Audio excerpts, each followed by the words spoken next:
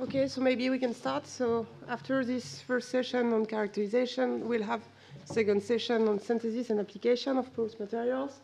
And we'll start with Damien de Becker from l'Université de Louvain in Belgium. And he's specialist in heterogeneous catalysis. And he will talk about aerosol. Damien, please. Merci Jennifer. Bonjour à tous. Merci d'abord Clément pour cette invitation. Alors, dans cette présentation, je vais essayer de vous montrer qu'on peut en fait préparer des matériaux catalytiques performants en contrôlant une propriété très importante de ces matériaux, qui est évidemment la porosité. Et on va essayer de faire ça en utilisant un procédé particulier qui est le procédé aérosol. Alors, faire de la catalyse hétérogène, c'est par définition réaliser des transformations chimiques pour transformer des réactifs en produits en utilisant un catalyseur solide qui évolue donc dans une phase fluide. Donc on est en présence d'un procédé qui se passe à l'interface.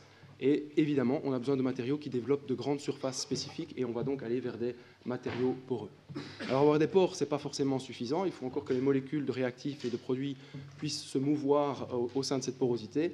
Et la diffusion de ces molécules va être dictée, on va dire, par la morphologie des pores, leur taille, leur connectivité, mais aussi la taille de la particule en elle-même, etc. Alors je vais parler de procédés aérosols. Les procédés aérosols, c'est tous les procédés par lesquels on va partir d'une solution ou d'une suspension et on va créer un brouillard de gouttelettes. Ces gouttelettes vont être processées, vont être séchées pour former un solide finement divisé. Et ce sont des techniques qui sont très courantes dans l'industrie, principalement par exemple dans l'industrie pharmaceutique, pour sécher des polymères, et aussi dans l'agroalimentaire. L'exemple le plus courant de la vie de tous les jours, c'est la poudre de lait qu'on donne dans les biberons de nos bébés. Mais si je vous en parle aujourd'hui, c'est aussi parce qu'on peut faire des nanomatériaux avec des procédés aérosols. Et si on regarde la littérature plus matériaux, je vous donne ici quelques exemples de reviews intéressantes. Ici, où on couvre des matériaux pour les batteries. Ici, une publication par le régional de l'Étape, je dirais, il y a quelques années, sur des matériaux nanostructurés et hybrides. Et alors une review aussi assez intéressante, je trouve, qui couvre les aspects engineering de ces méthodes. Dans cette dernière review, les auteurs expliquent de manière assez intéressante comment on peut, en contrôlant les paramètres du procédé aérosol, principalement les propriétés de la solution ou de la suspension de départ, donc contrôler par exemple la densité, la viscosité, la tension de surface et la réactivité des précurseurs qu'on utilise, en gérant aussi les aspects liés à l'équipement lui-même, donc les flux, les pressions, les températures, le type de buse, on peut en fait contrôler de manière assez fine la forme, la taille, la microstructure des particules que l'on obtient. Et donc vous pouvez par exemple obtenir des particules denses, des particules poreuses, des particules creuses, ou des choses un petit peu plus exotiques, comme des particules en forme de donuts ou d'agrégats de framboises, je dirais. Alors cette versatilité fait que ces dernières années, les procédés aérosols sont vus comme vraiment une méthode de plus en plus pertinente pour aussi préparer, parmi ces nanomatériaux, aussi des catalyseurs hétérogènes. Et donc les exemples sont en train de fleurir, j'ai envie de dire, dans la littérature. Et donc je vais en passer en revue quelques-uns. D'abord, ça c'est un schéma de l'installation qu'il y a ici à Paris et qui est aussi installé chez moi en Belgique, où on a simplement un atomiseur ici qui va créer ce brouillard de gouttelettes. Ces gouttelettes vont être entraînées sous l'action d'une pompe à monter dans un four tubulaire. Et au passage dans cette zone chaude, le solvant va s'évaporer, les gouttelettes vont sécher et on va récupérer le matériau qui n'est pas volatile sur des filtres. Alors il y a des choses très très simples qu'on peut faire, comme par exemple partir d'une solution d'un sel et la sécher simplement.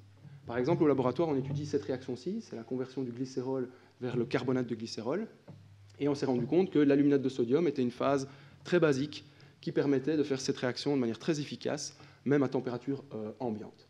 Alors, si on le fait en prenant une solution d'aluminate de sodium et qu'on sèche ou qu'on cristallise par séchage sous vide ici, on obtient ce genre de réactivité. Ici, vous avez l'activité de ces matériaux-ci. Mais si au lieu de faire un simple séchage, une simple cristallisation, on fait un séchage par spray, on obtient ces jolies sphères qui sont en fait le résultat de l'agrégation de tout petits cristaux avec des tailles de cristaux qui sont beaucoup plus faibles, plus de défauts, et qui dit plus de défauts dit plus de sites basiques, et donc en fait des niveaux d'activité supérieurs. Donc avec des plus petits cristaux, on a plus de sites basiques et plus d'activité. Donc ça, c'est un simple exemple de l'intérêt du spray drying. Alors comme ce catalyseur était intéressant, on a aussi essayé d'étendre un peu le scope de son activité, et, par exemple pour faire la synthèse de ces esters de carbonate asymétriques avec des résultats intéressants. Une autre idée, je dirais toute simple, qu'on a eue, c'est de travailler sur des catalyseurs structurés. En l'occurrence ici, ce sont des papiers céramiques sur lesquels on va venir déposer un matériau actif dans l'application de combustion de suie dans les moteurs diesel. Donc on vient l'insérer ici dans le filtre et on récupère en fait des matériaux qui sont imprégnés du matériau actif, de l'oxyde de cérium, oxyde de cobalt par exemple.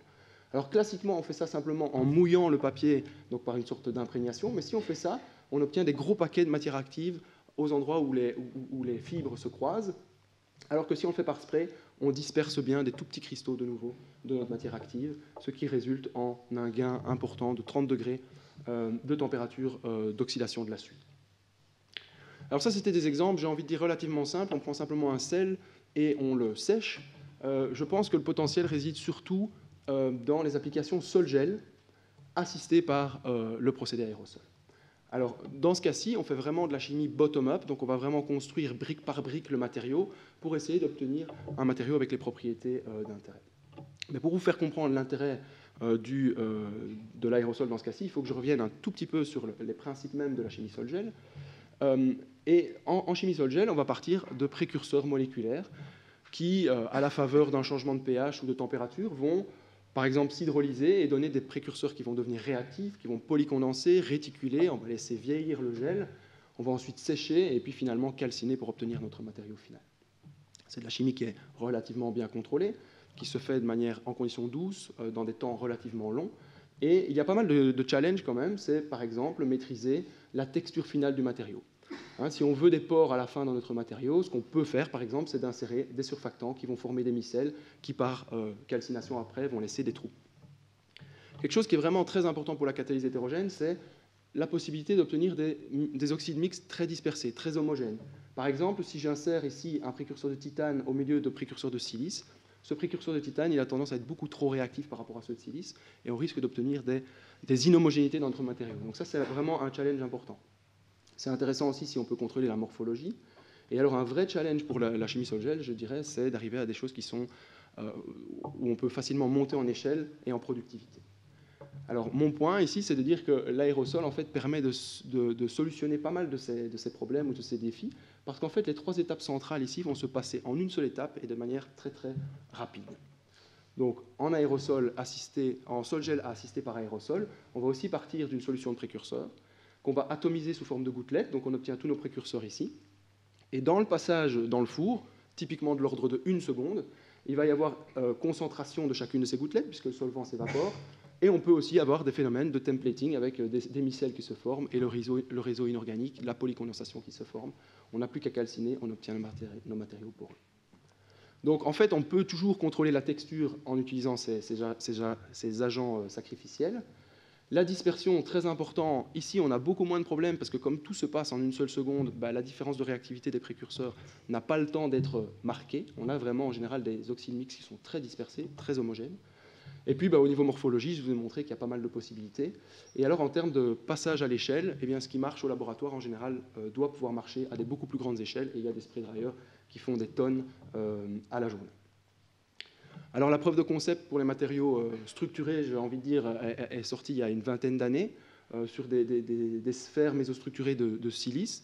Et puis depuis lors, beaucoup de choses se sont passées, entre autres en catalyse hétérogène. Et quand j'ai commencé à travailler là-dessus avec Clément il y a quelques années, eh bien, on avait proposé un catalyseur très actif à base d'oxyde de molybdène pour la métathèse des oléfines, qui était vraiment beaucoup plus actif que tout ce qu'on avait fait précédemment. Et on avait pu corréler ça avec justement le fait que le molybdène, dans ce cas-là, était réellement très bien dispersé dans la matrice de silice alumine. Alors si vous regardez la littérature, il n'y a pas que des matériaux siliciques. Des gens travaillent sur des oxydes de titane mésoporeux pour la photocatalyse. D'autres travaillent sur des matériaux à base d'alumine. Ce papier-là, je l'aime bien parce qu'il montre qu'on peut obtenir, si on essaye par exemple de doper l'alumine avec de la zircone, on obtient un oxyde mixte. Si on essaye d'insérer de l'or, par contre, et qu'on calcine, l'or il a tendance à ségréger, à migrer, à aller vers la surface, ce qui peut être intéressant aussi en catalyse hétérogène. Alors dans la suite, je vais vous montrer 2 exemples particuliers qu'on a développés au laboratoire. Celui-ci, c'était en collaboration avec l'université de Namur, où on travaille sur des catalyseurs à base d'étain pour la synthèse de du lactate d'éthyle. Alors le contexte, c'est la valorisation du glycérol, et plus particulièrement, on va regarder cette réaction-ci, le passage de la dihydroxyacétone vers le lactate d'éthyle. Ce genre de molécules sont très intéressantes pour des applications vertes, solvants verts. Évidemment, c'est les précurseurs pour aller vers les polylactates, donc qui sont des polymères biodégradables. Alors, le meilleur catalyseur, le catalyseur de référence dans la littérature pour faire ceci, c'est un catalyseur à base de MCM41, dopé à l'étain. Et alors, ce qui avait été montré, qui était très intéressant, c'est qu'en jouant sur la taille de ces particules, aller vers ce qu'ils avaient appelé des extra small MCM41, ils arrivaient à avoir des performances très intéressantes. Donc l'aspect taille de particules, porosité était très important, et aussi l'aspect dispersion, ce qu'il faut. Les sites actifs dans cette réaction, ce sont des atomes d'étain dispersés en single site. Et donc on s'est dit, bah tiens, il nous faut des bonnes textures, il nous faut une excellente dispersion, il nous faut des petites particules, est-ce qu'on n'est pas capable de faire ça en une étape, dans un procédé continu, etc., comme le spray drying. Donc c'est ce qu'on a fait.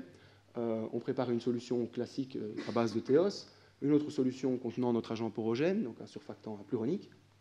Et juste avant de passer à l'aérosol, on introduit le chlorure d'étain. Et après récupération du matériau et calcination, on devrait obtenir ce genre de matériau poreux. Alors c'est effectivement ce qu'on observe en microscopie électronique, donc des belles particules sphériques avec une porosité jusqu'au cœur de la particule. Ce qu'on espérait avoir, et c'est ce qu'on a, c'est des petites particules de 200 nanomètres, donc intéressant pour nous, et on voit que la porosité est calibrée par le surfactant. Au niveau de la texture, ben, pas de grande surprise, on confirme par fissurption d'azote ce qu'on voit en microscopie électronique, donc un matériau clairement mésoporeux avec des bonnes surfaces spécifiques et une distribution de taille relativement étroite, centrée sur 6 nanomètres. Alors je ne vais pas insister beaucoup là-dessus, mais je vous ai dit la dispersion de l'étain était très importante, donc on vérifie par des méthodes spectroscopiques qu'on a bien effectivement de manière majoritaire de l'étain en coordinance tétraédrique inséré dans la matrice de silice, et ça on le voit par spectroscopie UV visible et aussi par RMN. Il y a peu de doute là-dessus, on a une très bonne dispersion de notre étain. Alors ça se corrèle aussi avec des propriétés acides plus importantes. Si on compare avec le catalyseur de la littérature, eh bien on est beaucoup plus acide en physisorption d'azote ou en chimisorption d'ammoniac, pardon. Et donc on a des propriétés acides très importantes. Or, c'est ces sites acides qui sont les sites actifs dans la catalyse. Et donc, quand on les a testés, ben, on n'a pas été surpris de voir que ces catalyseurs-là étaient meilleurs, hein, légèrement meilleurs que ceux qui représentaient le record dans la littérature. Et je voulais vous montrer qu'on pouvait aussi aller plus loin, parce qu'on s'est dit à un moment, ben, dans cette réaction, on produit de l'eau. Et ici, si localement, à l'échelle du site actif, on pouvait éliminer cette eau plus facilement, plus rapidement, on pourrait peut-être pousser la réaction pour qu'elle se déroule un petit peu plus rapidement. Donc, ce qu'on a fait, c'est qu'on a repris notre protocole et on a changé deux choses. Au lieu de partir de théos ici, on a ajouté une certaine proportion de précurseurs méthylés, MTS, pour se retrouver avec des particules qui présentent un certain degré d'hydrophobicité. On a dû changer aussi les températures de calcination, évidemment, pour ne pas éliminer ces groupements méthyles. Et ça marche de la même façon, on obtient le même genre de particules, la texture est sensiblement la même. On a fait un suivi RMN très détaillé pour vérifier qu'on garde bien nos groupements méthyles au gré des lavages, calcinations, etc. Et donc bien vérifier qu'on a bien une silice méthylée. Et ce catalyseur-là, par contre, il avait montré des performances encore bien meilleures que ce qu'on avait montré juste avant. Et donc on met en évidence un effet de l'hydrophobicité vraiment localement au niveau des sites actifs. Voilà, pour les 5 dernières minutes, je vais vous parler de catalyse d'époxydation à l'aide de catalyseurs à base de titane, titanosilicate. Bon, les époxydations, ce sont des réactions très importantes pour l'industrie chimique. Hein, les époxydes sont des building blocks, j'ai envie de dire, pour beaucoup de choses par la suite. Et alors là aussi, il y a un catalyseur de référence, la Formule 1 du secteur, j'ai envie de dire, c'est une zéolite qu'on appelle la TS1, qui est un matériau microporeux, zéolitique, avec des ouvertures de pores typiquement de 6 angström, donc vous voyez un petit peu où on se situe, et qui contient des sites titane, de nouveau tétraédriques, dans la structure cristalline. Et ce sont ces sites-là qui sont les sites actifs en époxydation. Un gros avantage de cette zéolite est qu'elle est stable en milieu aqueux, ce qui est important, vous le verrez par la suite. Alors évidemment, le gros problème, c'est les limitations diffusionnelles, c'est le transfert de matière. En gros, si on essaye de faire l'époxydation d'une oléfine relativement bulky comme celle-ci, eh bien, on va surtout utiliser la surface externe du cristal de zéolite. Et donc on s'est dit, essayons de le faire par voie aérosol, plutôt vers des matériaux amorphes, mais en contrôlant une porosité qui soit intéressante. Donc de nouveau, on part de gouttelettes de précurseurs qui contiennent un précurseur de silicium, enfin de silice, un précurseur de titane, un surfactant qui va donner des micelles. Et alors, l'aspect additionnel, en plus, on joue un petit peu sur la quantité de TPAOH qu'on va mettre dans la synthèse. C'est un agent structurant, mais qui va aussi avoir un rôle sur la formation des micelles, qui va en fait venir gonfler les micelles, avoir des micelles plus ou moins bien définies ici, ou bien de plus en plus déformées, jusqu'à un certain degré de décomposition de phase, j'ai envie de dire. Si on compare les textures du TS1 ici en noir en bas, on voit évidemment qu'il n'y a pas de mésoporosité.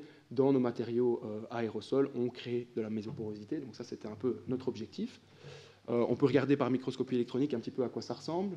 Les particules sont creuses. Cette fois-ci, on a changé certains paramètres du spray drying. On a des particules creuses, relativement déformées. Parfois, on a de la chance de tomber sur une particule qui est cassée. Donc on peut aller voir un petit peu sur la tranche que la texture du matériau à l'extérieur et à l'intérieur n'est pas exactement la même, surtout si on met beaucoup de TPAOH. Et alors, quand on en met beaucoup, on crée en fait des macropores. Et alors, on a voulu aller encore plus loin. On a ajouté... Ah pardon, j'ai oublié un slide sur la porosité extérieure de la surface, où on voit en fait ces petits mésopores très réguliers ici et de moins en moins réguliers au fur et à mesure qu'on ajoute du TPAOH.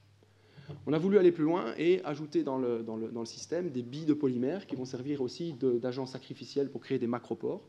Et dans ce cas-ci, on obtient ce genre de structure, de nouveau des ballons un peu creux, déformés ou pas, avec les macropores. Les murs sont mésoporeux à cause des micelles, et les murs sont aussi microporeux, parce qu'intrinsèquement, ces matériaux sont microporeux, et aussi à cause du TPAOH. Alors, quand on les a testés dans l'époxydation, vous voyez une réaction d'époxydation ici. Ça, c'est la référence TS1 qui est, comme je vous le rappelle, limitée par des phénomènes diffusionnels. On n'exploite que la surface extérieure des cristaux. Eh bien, tous nos matériaux aérosols ici étaient bien meilleurs. Celui que vous devez comparer avec le noir, parce qu'il est vraiment le même en termes de composition, c'est le bleu ici. On voit qu'on est au moins 3 fois meilleur en termes d'activité intrinsèque. Et ceux qui sont avec des billes de polymère sont encore meilleurs, parce qu'en fait, on a des murs très fins, ce qui est intéressant en termes de, même chose, phénomène de masse de transfert de matière. Alors il y a quand même un problème, c'est que ici je vous ai montré que je travaillais avec le cumène hydroperoxyde dans un milieu totalement organique. Si on veut aller vers quelque chose d'un petit peu plus vert, j'ai envie de dire, il vaudrait mieux utiliser de l'eau oxygénée. Le problème, c'est que l'eau oxygénée, elle est amenée dans une solution aqueuse, et donc on a de l'eau dans le système. Alors dans ce cas-ci, on a toujours des catalyseurs qui sont plus actifs que notre référence, mais on a un gros problème de désactivation. Et ça, c'est quelque chose qui est connu. Les matériaux amorphes en titanosilicate ne sont pas stables en présence d'eau. Donc en fait, on a un leaching, on a un lessivage des espèces actives. Et donc, ça, c'est une limitation de nos matériaux par rapport au TS1. On a quand même voulu essayer d'aller vers un procédé, je l'appelle un petit peu plus vert, et donc revenir à quelque chose où on peut utiliser H2O2, de l'eau oxygénée. Et donc là, je repasse sur une oléfine un petit peu plus hydrophile, j'ai envie de dire, l'alcool allylique. Et on s'est dit, ça c'est un procédé relativement vert, parce que l'eau oxygénée, elle ne produit que de l'eau comme sous-produit. Mais bon, l'eau oxygénée, il faut encore la produire, la transporter, la stocker. Et plus prosaïquement, on avait simplement envie de voir est-ce qu'on pourrait faire ce procédé sans mettre d'eau oxygénée nous-mêmes. Et donc d'exploiter cette fois-ci la propriété de certaines enzymes, la capacité de certaines enzymes à produire de l'eau oxygénée. Alors c'est le cas de la glucose oxydase, par exemple, qui peut oxyder le glucose et former comme sous-produit l'eau oxygénée. Et on s'est dit, cette eau oxygénée, on pourrait l'utiliser pour faire l'époxydation. Donc ce serait une réaction chémo-enzymatique. Le problème, c'est que nous, on veut un catalyseur hétérogène qu'on puisse filtrer, réutiliser, etc. Donc on veut mettre les deux fonctions sur le même solide. Et là, la question, c'est comment on va faire. En effet, si on essaie de greffer une enzyme à l'extérieur d'un cristal de zéolite, en fait, ça donne des résultats médiocres, j'ai envie de dire, parce qu'il y a peu de sites de greffage. Et donc, le proof of concept avait été proposé il y a quelques années, mais avec des rendements vraiment très faibles de ce fait-là. Une autre possibilité, ce serait de créer des matériaux à porosité plus large, plus ouverte, pour venir encapsuler des enzymes.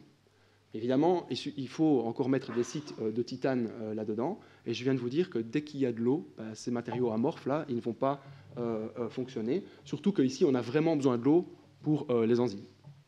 Et donc, on est venu avec une autre idée, une idée un petit peu hors du cadre, en se disant on va essayer de former des particules creuses, formées par des briques qui sont les éolites en elles-mêmes, et à l'intérieur, on va venir encapsuler des enzymes.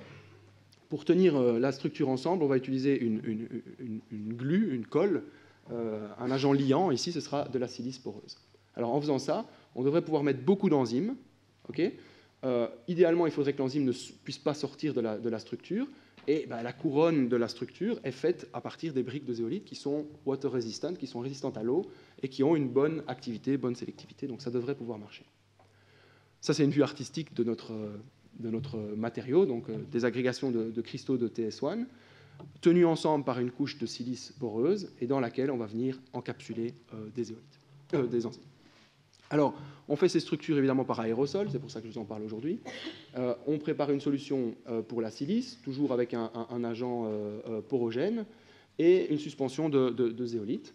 Et on spraye les deux ensemble et on obtient ces structures poreuses. Alors, à quoi ressemblent-elles? On les observe en MEB, ici. On obtient toujours des belles particules sphériques, centrées, on va dire, sur 1 ou 2 microns. Et si on zoome un petit peu, eh bien on voit vraiment les briques constitutives de ces sphères, qui sont les briques de zéolite. Et si on zoome encore plus, eh bien on va aller voir ce ciment, le ciment de silice, qui lui-même est poreux, grâce à l'utilisation de nos micelles, de notre surfactant. On voit aussi d'autres porosités intergrains d'une dizaine de nanomètres. Alors ces porosités, normalement, une dizaine de nanomètres ici, quelques dizaines de nanomètres là, ça devrait nous permettre de faire rentrer l'enzyme. Juste pour le plaisir, encore quelques photos, parce que de temps en temps, on tombe sur une particule qui est trouée ici, et donc on peut s'améuser à aller zoomer soit sur la surface extérieure où on voit bien la porosité de la silice, soit sur l'intérieur de la particule où on voit bien l'accumulation de cristaux de zéolite. On a fait aussi de la tomographie grâce à Ovid Duersen à Strasbourg pour vérifier que ce sont bien des structures creuses. Et puis évidemment, il faut vérifier que ces structures sont toujours actives en époxydation. Elles le sont, vous voyez la courbe bleue ici, on dirait qu'elles sont moins actives que le TS1 tout seul, mais c'est simplement parce qu'il y a aussi de la silice dans la structure. En fait, si on normalise par rapport à la quantité de TS1, on a exactement la même activité, donc les éolites continuent de travailler à la même vitesse. Et aussi, on a quelque chose qui est totalement stable, même si on est en milieu aqueux. Donc activité, recyclabilité, on n'a pas de problème de ce côté-là. Alors il suffit maintenant de les charger avec des enzymes, donc on le fait par simple diffusion, imprégnation on va dire, et puis on utilise une technique classique en biotechnologie, de cross-linking, donc précipitation et cross-linking, pour se retrouver avec des agrégats d'enzymes qui, eux, sont trop gros que pour ressortir. Alors on a vérifié par plusieurs méthodes qu'on arrive bien à contrôler la quantité d'enzymes qu'on met dans nos ballons creux, que l'enzyme ne leach pas, ne lessive pas, ne ressort pas de ces ballons, et qu'elle préservait une certaine activité. En fait, elle baisse un petit peu en activité, mais il y a quand même de l'activité enzymatique. Et donc, on est allé tester la preuve de concept. Et si vous mettez en présence dans votre milieu votre oléfine, du glucose et puis votre matériau inorganique, évidemment, rien ne se passe. Vous ne mettez pas d'H2O2, rien ne se passe. Mais si au lieu de mettre ceci, vous mettez l'hybride, eh bien, votre enzyme va commencer à produire H2O2 et H2O2 va être utilisé par le catalyseur inorganique pour faire l'époxyde correspondant que vous voyez ici dans des proportions qui ne sont pas négligeables cette fois-ci. Voilà, donc ça c'était un exemple qui, à mon avis, valide l'idée des approches chémo-enzymatiques, où on a un catalyseur chimique et un catalyseur enzymatique. Ce que je trouve personnellement intéressant ici, c'est qu'on arrive à le faire sur un seul catalyseur solide, donc c'est un catalyseur hybride, et de nouveau, l'aérosol, le procédé aérosol, nous a grandement aidé pour le design de ces particules. Voilà, avec ça j'en termine. Je voudrais vous remercier pour votre attention. Je voudrais aussi remercier les doctorants et postdocs qui travaillent avec moi, et alors toute une série de personnes avec qui j'ai la chance de collaborer. Merci pour votre attention.